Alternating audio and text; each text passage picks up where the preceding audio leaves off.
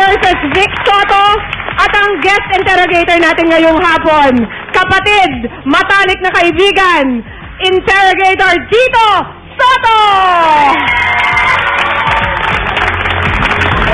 Hi, Tito Sen! Ay, ganda nito. Malamang dito na magkawatak-watak ito. Dito na magkakahiwa-hiwala ito.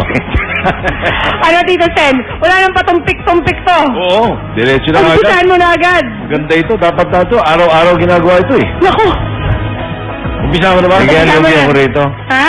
Hindi kaya ako lugi rito. Bakit ikaw ang lugi? May magkapatid, Escalera Brothers, mga pagtulungan ako eh. Tignan natin. Walang kinikilingan dito. Ito, walang inigilingan. Serbisyong totoo lang. Ayos. At talagang, ang mga tanong na ito, talagang masinsin. Umpisa ko na. Yes. Sa loob ng 10 taon ng school bukod, mayroon bang pagkakataon na si Joey ay na-in-love kay Miss Tapia? Vic, Joey, don't lie to me. Yes or no? Yes. No!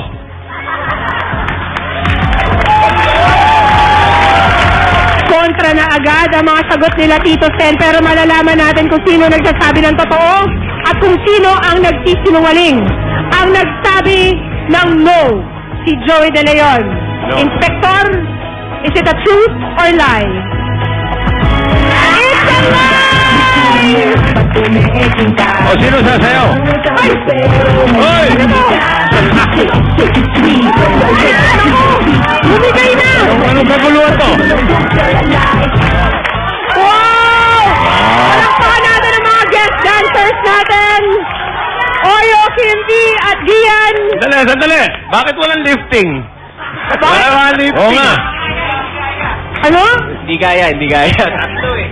Mamaya-maya. Bakit, Lai? Baka pag tumindi na ang pagsisinungaling dito magpa-lift na yung tatlong yan. Joey, Pwede ba mag-react? pwede kang mag-apila. Bakit, Lai? Talaga namang hindi. Hindi ko siya niligawan. Hindi ko siya mahal. Siya'y mahal na mahal ko. Ayun naman pala eh. Pero parang may nalalaman din si Vic tungkol dito eh. Vic Ungasis, ang sagot mo ay yes. Yes. At Inspector, truth or lie? Lie din! Kawawang mga anak ito. Woo! Hihingalin tayo. Pasensya na, Oyo. Pasensya na, Kimpi. Mukhang hihingalin kayo rito, ha? Hindi, kasi yun ang alam ko eh. Ayun. Yun alam ko eh. Pinagtapat sa akin ni Miss Tapia lahat eh. Ang alam ko, sila na yung TME naging pagkatapos namin. Sila. Hindi.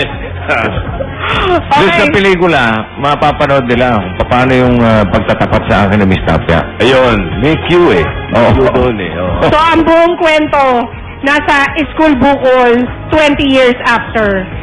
Okay, first question pa lang po yan. Second question, dito Umpisa pa lang, betsa na kagad tayo. Away na agad. Ba't ganun? Ang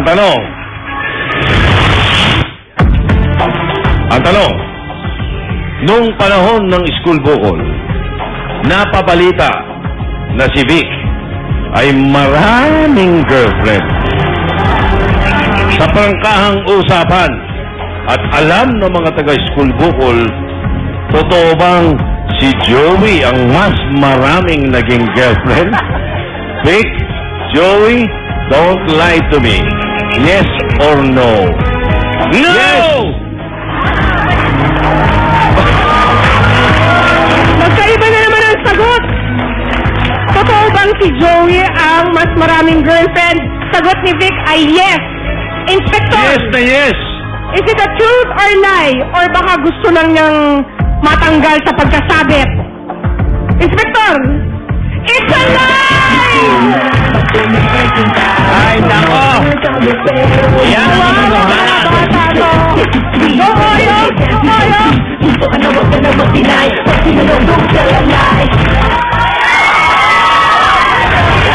Mga ngayaya si Oyo nito eh. Masama natin Parang isang oras kami sasayaw dito. May tubig sa likod. Pasensya na kayo sa mga... Bakit hindi ako mag Pwede pareho yung sagot niya. Pwede mag-truth naman daw kayo. ba't hindi ako mag-yes? Ultimo si Tapia, pinatulan ito. Ako naman namimili ako. Hindi ka naman, hindi ka naman naghuhugas kamay lang. Ay, hindi. Paano nyo malalaman yun eh? Sinasara namin ng makeup room. O, tingnan natin ang sagot ni Joey. Sumagot si Joey ng no, No, Inspector. siyempre. No. Yeah. Hoy, mga bata!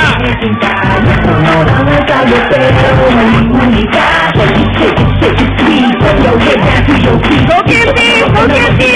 Energy! Bakit parang nangalabot ka na, Kimty? Parang pagod ka na. Masulit naman yung pinakakain namin sa inyo. Ang mabigat dito, Bakit ganun? Talagang matindi ito mga lie detector inspectors nyo. Wala pa tayong nako-confirm hanggang ngayon dahil puro sinungaling, kasinungalingan. So, next. Ito ngayon. Next Masunod question. question. Ang tanong. Alam ng lahat na may pagtingin si Manay Lolit kay Joey. Ay, gusto ko to. Kapagkat sila ay naging schoolmates pa noon pa. Ang tanong, naging girlfriend ba ni Joey si Lolit Solis? Don't lie to me. Yes or no? No! Ngayon lang. For a change. Ngayon lang kayo Oo naman. nagkatugma Parang ng sagot. bastusan na yan, tanungan na yan ah. Teka, Kami Joey. napunta rito para matinong Oo interview nga, ba? ba't ganun? Hindi pa naman natin alam kung nagsasabi kayo ng totoo or kayo'y once again nagsisinungaling. Malalaman po natin yan sa pagbabalik ng Showbiz Central. Ayun. Nakuha pang ibitin.